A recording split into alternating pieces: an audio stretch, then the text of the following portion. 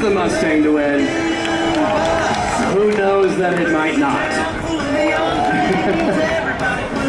All right, the Tesla. It all comes down to the launch. Best 2 out of 3. Looks like the Mustang, he's in the dead center of the track. Therefore, the Tesla's coming and taking the inside. Okay, head-to-head battle. There they go. Can that Mustang hold at high speed around the turn? He's walking around him through turn 2. Is that Tesla going to step? Oh! And he stays out front. It could all come down to what happens right here.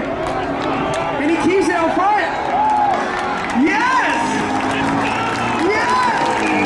The underdog, victor! They all made contact.